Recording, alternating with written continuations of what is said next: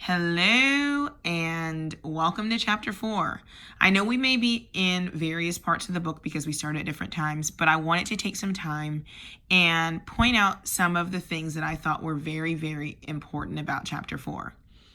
I want to thank you guys for sticking this through. This is a difficult read because it's bringing forth a lot of information that a lot of us may have not thought to challenge ourselves with. So for those of you who have been sticking it out and reading, even if it's a couple of pages a day, I commend you. We will also be checking in to see where everyone is so that we can encourage one another and move forward with the book. We will continue to move through the chapters, even if everyone is not at the same pace, because those who come in later can go back and view the videos that are incorporated with this chapter, as well as the discussions that we have concerning the information that we read and the things that stand out to us. If you haven't already checked out Wendell Berry, he's often quoted throughout this book. He's a really good resource if you're looking into an agrarian and agricultural perspective of poetry and other writings. It's so interesting, the stuff that he's written. He's written like hundreds and hundreds of books, short essays, and poems. So that would be definitely worth a read if you're trying to expand your knowledge. This chapter, as you can see, I have highlights like right at the beginning, is titled "Leaving Egypt Behind and Embracing the Wilderness Economy." It's so interesting because as an agrarian community of awakened believers and those who find there to be an important aspect in understanding the connection between scripture and agriculture, or those who see the connections between scripture and agriculture being in agriculture, the leaving Egypt narrative, when it comes to the original narrative, and then those of us who are taking the leap to begin and try to move towards self-sustainability, is paralleled in ways that I've never realized before. So in chapter 4, we're looking at the wilderness economy and understanding what that actually is, what it looks like. And as we move into a society that will be, I believe, ran very much so in conjunction with what we see in the wilderness economy, it's imperative to understand what that looks like and how we're supposed to engage with one another, with our land, and with our families in order to establish a sustainable system. Even if we don't have everything for our own sustainability, how do we engage in fairness and proper ecological practices to ensure that we're doing what's 100% necessary, not only for ourselves, but for the next generation. So one of the things I highlighted right off the bat was this first paragraph, and I'll kind of read it and I'll talk about kind of what it meant to me, and then we'll kind of move through the other things that are highlighted here. Agrarianism is more than a set of farming practices, more than an attitude toward food production and consumption, although both of these are central to it. Agrarianism is nothing less than a comprehensive philosophy and practice, that is, a culture of preservation. Agrarians are committed to preserving both communities and the material means of life, to cultivating practices that ensure that the essential means of life suffice for all members of the present generation and are not diminished for those who come after. Agrarianism, in this sense, is and has nearly always been a marginal culture existing at the edge or under the domination of a larger culture, whose ideology, social system, and economy are fundamentally different. So agrarian writers, both ancient and modern, always speak with a vivid awareness of the threat posed by the culture of the powerful. We looked at seeds and how seeds are imperative to the continuation of a plant. Likewise, seeds and cultural practices are imperative to the continuation of an agrarian lifestyle. That's why you see a lot of information in Torah, also in most Levant or Near East cultures that are heavily based around the sustainability and the continuance of a particular lifestyle, way of living, and family line. Those things are very, very important. And what has happened over time, both in the food industry and in basic human interaction and living within within and without the Western system, is that life and culture has been monopolized by the dominant culture of whatever land they're in. So when we're looking at coming out of Egypt and embracing wilderness economy, there is a shift then to a lifestyle and a way of living that is being set up to benefit the people and not necessarily mass production, or as we would call it, Big Brother or the greater system. When we talk about moving into a more agrarian lifestyle, what we're looking at is moving into a lifestyle where we are dependent on one another and not dependent wholly on government systems to provide us with our nutrients. And it also gives us the freedom to choose what kind of lifestyle that we want to live. We may not be able to live the lifestyle of the westernized world when we begin to look into sustainability, but we're given the option, once we make a choice, to remove ourselves from a lot of dominant culture systems, to live in a way that is stress-free. It's out of the way of the masses, and it prepares us for the things that will definitely come when we are faced with the consequences of mass production, when we're faced with the consequences of disobeying the law and order that's been set up by the Creator in the universe, and when we are faced with the consequences of not living in or not being in a place that is cultivated or at all bent toward the culture that is set up based upon the standard of the Creator. Those are very, very important things. And when Yah in the biblical narrative was taking the people out of Egypt, he was taking them out of a dominant cultural system so that he could restore what was the original system back all the way to the Garden of Eden, which was a system of interdependence between man, land, and creature that afforded the person or the people who were engaged in this trichotomy to be able to relate on deeper levels to everything around them, but ultimately to connect back to their Creator. The positive aim of the agrarian critique is not that all suburbanities should be farmers, but rather that they should move beyond romanticism, a mindset that always includes a diluted and therefore potentially destructive element to a realistic relationship with the land on which all our lives depend, a relationship of multi-generational commitment and nurture. Teaching our children to understand where food comes from, how to choose their food, how to prepare their food, and then how to advocate for better care of those things is so important. We may not all have the opportunity to live on our own land and to raise our own food from scratch, but we do have the opportunity and the responsibility to make sure that the way that we receive our food and the way that we prepare our food and the things that we put into our bodies are done in a way that is consistent with the makeup of humans. We have been given dietary laws for a reason. The dietary laws are given so that we are in a position to live and operate at our maximum capacity. The same is true of the ground. When we grow our food in the ground and we take care of the ground and we put real things in the ground, because we can also be and run the era of planting things that do not yield reproducible seed. When we do that, we are putting back into the earth what we take out of it. It is a communal effort between ourselves, the ground, and one another to make sure that we are upholding the standard given to us in the very beginning. All right, let's go to the next page. And the next thing I want to highlight is on page 69, and it speaks about the Exodus. And it starts right up here. It says, against this social background, the wilderness narrative in Exodus traces the emergence of a people charged to cultivate a radically different way of living in community on the land. The same way that our ancestors who came out of Egypt in the biblical narrative and in our history We're challenged to live in a different way. It says cultivate a radically different way of living. The same is true for us.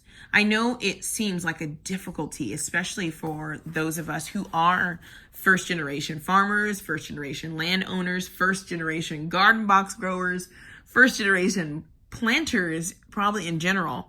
But as we do these steps that seem so foreign, we are reclaiming identity and culture. Not only just a culture attached to a particular racial group, but a culture attached to the original way that all of mankind was supposed to live and were supposed to connect with their creator. It's very, very important that we take those steps. It has been an interesting journey, and even more of an interesting one, watching as people begin to return to the roots of agrarianism or ancient Hebrew culture or ancient Near East culture. While we may not be in a position to do things as a individual, we do have the ability to do things as a collective. No matter how small, each small step back to what was originally planned for us as a people is an opportunity to grow and move toward the greater goal. I had a thought when reading this, and reading the Exodus narrative and the Egypt economy narrative, and I thought about the fact that for those who have heritage attached to the land of Israel, it's really interesting that in displacement, we are trained to not try and practice what we would have to put into practical everyday living in our own land. Let me simplify that. What I mean is, it's very interesting that if a people are displaced and put into a land that is not theirs because they neglected, as the Israelites did, to do the work that was necessary in the land that they were given, what better way to begin to understand and cultivate practices of sustainability, community, tribal living, creator connection, than to begin doing those things in the land that you are in? I think of it in a very simplistic way. I have 2 girls, and if I come to their room and their room is not clean, my initial parental thought is to not give them a clean room outside of their room in my house. So I'm not going to go to the guest room and say, okay, your room is dirty. Here, go into the guest room and try again. No, my expectation would be, no, clean up the mess you've made the best you can in the space that you are in. And when we talk about returning to an agrarian lifestyle, especially being displaced as many people are, or if you are displaced within your own land as an indigenous American, then the practice would be to show appreciation for what we do have ownership and power over. And that first begins with self and identity. And the next thing is how we treat our bodies and ourselves, how we treat one another, and then how we create sustainable opportunities to reconnect with the Creator through growing and community opportunities to grow and cultivate, so that as those things are done, in my probably idealistic mind, the Creator will look and say, wow, look at those people who have few things doing much. And look at these people having a lot doing great harm. And imagine the balance being tipped in the favor of those who are taking out the time to care for what naturally belongs to those who are doing that particular work. It's just a thought, but it's something I thought was very, very interesting. All right. Throughout chapter 4, there's the idea of food as revelation. And I want to see if anybody has anything that really stood out to them there. I didn't have anything highlighted. I did take some notes, but I don't want to take up too much of your time. If anybody has something under restraint, the proof of knowledge, I do have some things that I wrote down for this part as well. And we spoke a little bit about the idea of what we use, how much we use, what we put into our bodies. But here we even talk more about the post-Egypt, or the exiting out of Egypt, or the Exodus economy, and the idea of manna and manna collection. And so looking at that and how the Creator took the people back to what many people would seem to view as a primitive way of living, in order to get them to understand that the things that are around us and the resources that we are afforded, they take work to cultivate. And the work that is done by the Creator. If we go back and look at the Genesis narrative, most people view it as a negative narrative, a lot of times used to argue the stance for this particular lifestyle is not about cheaper. It's not about faster, but it's a lifestyle of better. And a better lifestyle is often the one that most people don't want to cultivate, because it doesn't come with all the frills of the faster and the cheaper. I was in the grocery store the other day, and I was looking at a container of corn. I think it was like 6 ears for $1. And I thought about the corn that we're growing out here on the property, which has yet to yield. It's still in the growing process. And I thought about all the work that has gone into producing that corn. And when I saw it for six for $1, it was rather discouraging, because I can get 6 pieces of corn for $1 and go home and cook it and be done, and not have to pull weeds and prop corn and do a plethora of other tasks that require backbreaking labor. But the appreciation that I have, the knowledge of what has gone into my food, and the sweet taste of something that comes from the labor of my hands outweighs my necessity for instant gratification when it comes to what I want. Corn, for me and my yard in particular, and in a few other places, is not yet in season. So I would be eating something that was imported from somewhere else. I would be eating something that was not grown in a way that I would want it to be grown for my family. And ultimately, I would be eating something that I have no knowledge over, and I wouldn't be as thankful as I am for what I have out there. But there are also lessons that I'm learning in the process. Lessons of patience, lessons of delayed gratification, lessons of food production, because I believe ultimately the better also falls into the category of farming as a form of disaster preparedness. Not knowing how long it takes something to grow is dangerous, because when things begin to happen, like earthquakes and natural disasters and other things that don't necessarily disturb the planting process, but disturb our peace of mind and our access to the government supplied or to the big business supplied resources, it will cause panic if we don't know what to do. And so in reading and understanding this book, I want you guys to really take in the responsibility that the book pushes as a naturally agrarian people, both indigenous, displaced, or those who are trying to return back to a lifestyle that cultivates and helps one to understand those particular practices so that they can better connect with the land, community, and their Creator. As you're doing this, think about those things. I promise you, as we finish this, that the next books will not be as laborious. But I picked one of the harder ones first because it is a true cultivator of understanding, community, and resilience as we try to stretch our minds to understand. And I think it was a great opportunity in this particular book to connect in a way that would allow us to see multiple sides of a lifestyle that many of us are trying to live to the best of our ability. So as you're reading this, don't be discouraged. I can guarantee you that the information that you are gathering here, that you are putting in, is going to carry over in a way that you had not previously envisioned when you began this journey with us. So thank you for your diligence. Leave your comments. point out things that you may agree with or not agree with or want further topics of discussion on.